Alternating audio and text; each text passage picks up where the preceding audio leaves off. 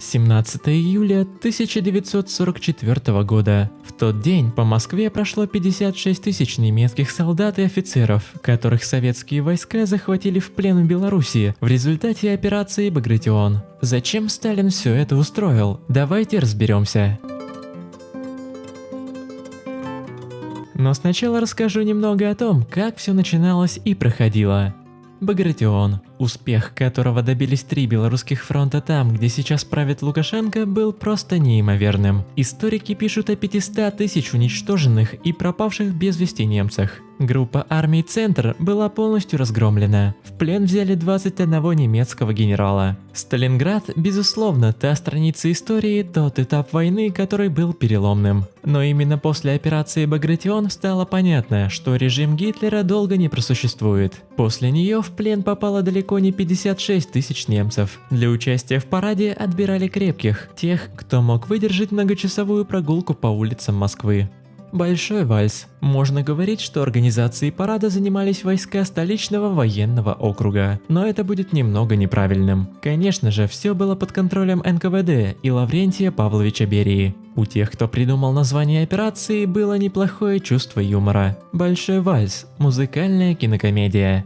Немцам было не смешно. Во-первых, они не знали, что с ними хотят сделать. Как, кстати, и советские граждане не представляли, что готовится вот такой парад. Во-вторых, когда немцы узнали, что будет происходить, то точно не обрадовались. Пленных сначала разместили на московском ипподроме, на стадионе «Динамо». Им подвозили воду, но в таком количестве, что можно было только утолить жажду. Возможности умыться не было. Так солдаты Гитлера и прошли по столице СССР. Грязные, оборванные, некоторые в нижнем белье и босиком. Награды оставили только генералам. Думается, что не из-за уважения к противнику, а чтобы подчеркнуть, что Красная Армия смогла победить этих мудрых и опытных вояк, имеющих много орденов и медалей. Перед тем, как отправить немцев на парад, их неплохо покормили. Дали каши, хлеба с салом. В этом я тоже вижу чисто прагматичный подход. Люди должны были в состоянии выдержать долгий путь, а он был действительно долгим.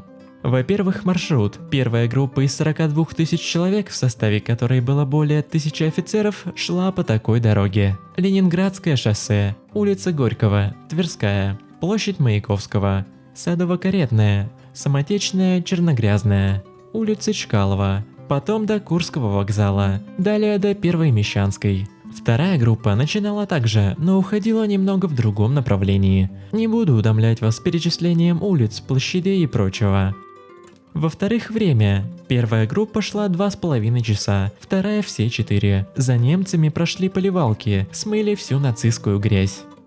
Авторы Лавриненко и Беловол в «Шпаге чести» указывают, что среди немцев было какое-то количество французов, которые, завидев в кузове грузовика с откинутыми бортами генерала-соотечественника, начали кричать «Да здравствует Франция! Мы не были добровольцами!». Но генерал, а это был Эрнест Пяти, сплюнул и сказал «Те, кто хотел быть с нами, сейчас с нами». Реакция советских граждан.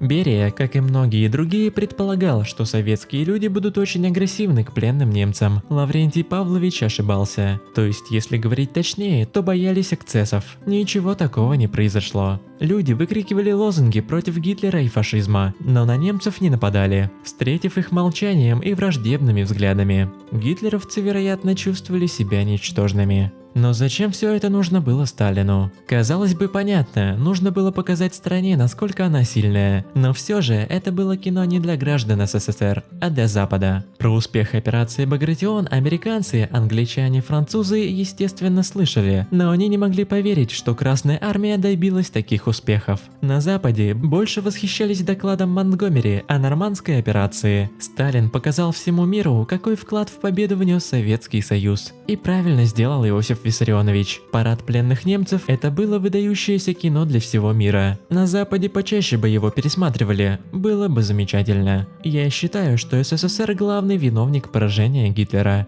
С 1945 года прошло уже 77 лет, но не нужно забывать про те времена, уже далекие времена. Нужно помнить про подвиг наших предков. Были люди в их время.